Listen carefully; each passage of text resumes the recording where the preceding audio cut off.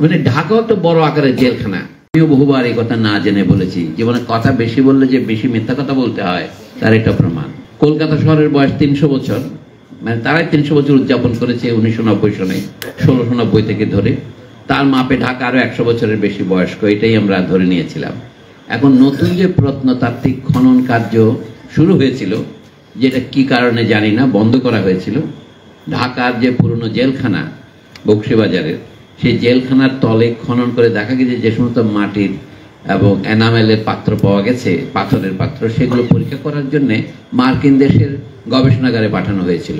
মার্কিন দেশে গেলে একটু আস্থাটা বেশি হয় আমাদের, তো সেখানে দেখা যাচ্ছে এগুলির বয়স 2500 বছর কার্বন টেস্টিং পদ্ধতিতে। তার মানে 2500 বছর আগেও এখানে একটা শহর ছিল। তার আগে আপনারা জানেন ঢাকা থেকে বেশি দূরে নয়, ভৈরবের কাছে নরসিংদীতে উয়ারি বটেশ্বরে যে খনন কার্য হয়েছে তাতে দেখা যাচ্ছে অন্তত 2000 বছর আগের রোমান মুদ্রা সেখানে পাওয়া গিয়েছে। আপনারা জানেন ইতিহাসের সাথে যাকে বলা হয় প্রত্নতত্ত্ব বা আর্কিওলজি, তার একটা সম্পর্ক আছে। মাঝে মাঝে অনেক যে ফাঁক আছে সেগুলি আমরা কল্পনা দিয়ে মুড়ে দেই। ইতিহাস এবং প্রত্নতত্ত্বের মধ্যে একটা ঘনিষ্ঠ যাকে বলা হয় জ্ঞাতি ভ্রাতৃত্ব আছে। তো সেই জ্ঞাতি ভ্রাতৃত্ব অনুসারে দেখা যাচ্ছে আগে যেটা মনে করা হতো পূর্ব বাংলা এবং উত্তরবঙ্গের মধ্যে একটা বড় ব্যবধান হচ্ছে উত্তরবঙ্গ মরিবান ডেল্টা, অর্থাৎ যার বদ্বীপ বহু আগে গঠিত হয়ে এখন আর সক্রিয় নেই, সে মরে গেছে। এই যে আমাদের পুন্ড্রবর্ধন, মহাস্থানগড় এভাবে আমরা নাম করি, এগুলো হলো পুরনো পাথরের দেশ। আর নতুন পাথরের যেটা নিচের দিকে হয়েছে মেঘনার অববাহিকা এবং নতুন পদ্মার অববাহিকা, এই নিয়ে বহু জল যেমন গড়িয়েছে, চিন্তা অনেক গড়িয়েছে, অপেক্ষাকৃত কম বয়স্ক মনে করা হতো। কিন্তু এখন উয়ারি বটেশ্বরের খনন কার্য এবং ঢাকা শহরের খনন কার্য নতুন দেখে মনে হচ্ছে এইখানে 2000 বছর আগেও রোমান সভ্যতার সাথে ব্যবসায়িক যোগাযোগ ছিল। মানে তাতে বোঝা যাচ্ছে ব্যাপারটা যত নতুন আমরা মনে করেছি তত নয়, এটা একটা নতুন বিষয়। তাহলে ঢাকা কেন একটা কেন্দ্রীয় অঞ্চল হলো? আপনি ঢাকা বহুবার রাজধানী হয়েছে, আপনারা জানেন। আগের কথা বাদ দিয়ে মুঘল রাজধানী মর্যাদা সে হারায় 18 শতাব্দীর শুরুতে। মুর্শিদ কুলি খান রাজধানী মুর্শিদাবাদে নিয়ে যান, তারপরে সেটা কলকাতা যায়। কলকাতা থেকে আবার 1905 সনে পূর্ববঙ্গ এবং আসাম নামে নতুন প্রদেশ তৈরি করার পর এটা রাজধানী হয়। সেটা আবার 1912 সনে কলকাতায় চলে যায়। 1947 সনে অন্তত পূর্ব পাকিস্তানের রাজধানী হিসেবে সে আবার তার মর্যাদা ফিরে পায়। 71 সনে তা আছে। 1971-এ ঢাকার লোক সংখ্যা ছিল আপনারা কল্পনা করতে পারবেন না কত কম, 10 লাখ। আর এখন বলা হচ্ছে 2 কোটি বা 2.5 কোটি, আমি সঠিক সংখ্যা জানি না। তার এটা 20 গুণ কিংবা 25 গুণ বেড়েছে। তো এই যে বিপুল জনসমাগম একটা ক্ষুদ্র ভৌগোলিক এলাকায় ঢাকাকে বাড়ানো যেত, এখন হতে বাড়াবে দক্ষিণে জিঞ্জিরায়, কেরানীগঞ্জে, সেটা এখন জেলখানা দিয়ে শুরু করেছে ইনশাল্লাহ। আর উত্তর দিকে তো ঢাকা এখন কন্টিনিউয়াস, মানে ঢাকাও একটা বড় আকারের জেলখানা। মানে এখানে থাকার জন্য প্রথমত এটা যে মানুষের দেশ, সেইটার প্রথম প্রমাণ হচ্ছে একটা অঞ্চলের সাথে আরেকটা অঞ্চলে যোগাযোগ থাকবে। ঢাকাতে যেটা প্রথমেই নাই চোখে পড়ে সেটা হচ্ছে তার গণযোগাযোগ ব্যবস্থা। এটা গণযোগাযোগ ও সাংবাদিকতার কথা বলছি না আমি, ওইটা একটা মিসনোমার।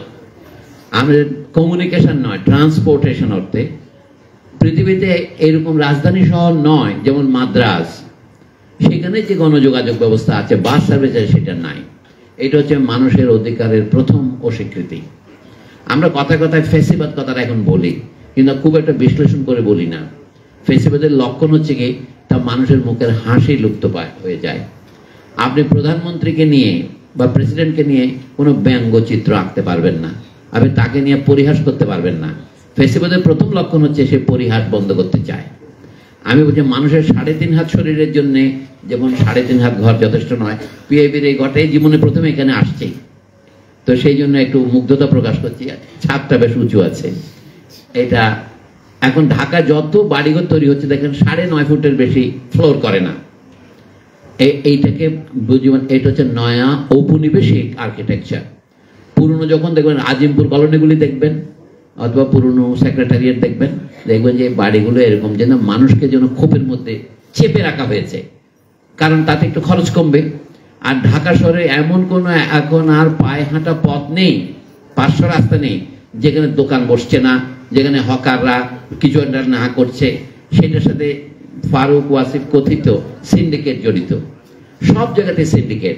এমনকি ফারুক একটা কথা কেন যে বলেননি আমি খেয়াল করতে পারি নাই, সেটা যে আপনি যে ইন্টারনেট কানেকশন দিবেন, কার কানেকশন নিতে পারবেন কারটা নিতে পারবেন না, সবকিছুই আপনার সিন্ডিকেট। তো সেখানে জন অধিকার কি? ঢাকার যে এলাকা, যেমন ধরেন কিভাবে একটা শহরকে ধীরে ধীরে নষ্ট করা হয় এবং কিভাবে আমাদের চোখের সামনে এই আত্মহত্যা ঘটে। আমরা তো পুরনো ঢাকা দেখিনি, এই যেটা একসময় ঢাকার বাইরে ছিল, এখন যেটাকে ঢাকা গেট বলা হয় ময়মনসিংহ রোডে, তার বাইরে একটা ঢাকার বাইরে ছিল।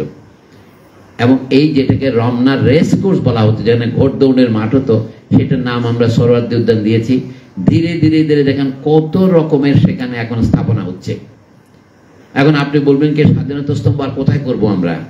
ওখানে একটা স্বাধীনতা স্তম্ভ করেছি, মাটির নিচে মিউজিয়াম করেছি, কিন্তু ধীরে ধীরে যেটা বলে মানুষের যে চলাচলের অধিকার ক্রমশ কমছে, মানুষের নিঃশ্বাস ফেলার জায়গা বলা হচ্ছে শহরের হৃৎপিণ্ড হচ্ছে তার পার্কগুলো। শহরের অন্তত শতকরা 25% জায়গা তো পার্ক থাকতে হবে। তাহলে এটা কি করে নষ্ট হলো?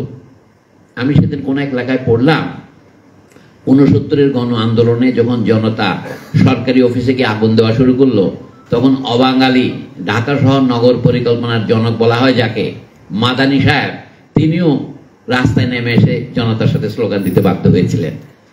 এই যে মাদানী সড়ক করেছে বাড্ডার দিকে সেই লোক, যে এই জন্য ঢাকা শহরে তারা যে নতুন আবাসিক এলাকাগুলি করেছিলেন, সেখানে একটা কথা আপনাদের বলি।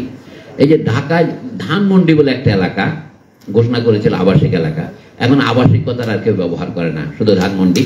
এটা এখন বাণিজ্যিক এলাকা হয়েছে। আগে ছিল মতিঝিল বাণিজ্যিক এলাকা, দিলকুশা বাণিজ্যিক এলাকা, এগুলি সব ছিল নবাবী আমলের জায়গার নাম। দিলকুশা তাদের বাগান, মতিঝিল তার মধ্যে একটু ফার্সি গন্ধ পাওয়া যায়।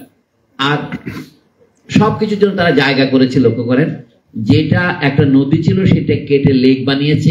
এবং করাপশন এক জায়গায় হয় নাই, সব জায়গাতে হয়েছে, কিন্তু তারা গোটা এলাকায় একটা প্রাথমিক বিদ্যালয়ের জায়গা রাখে নাই।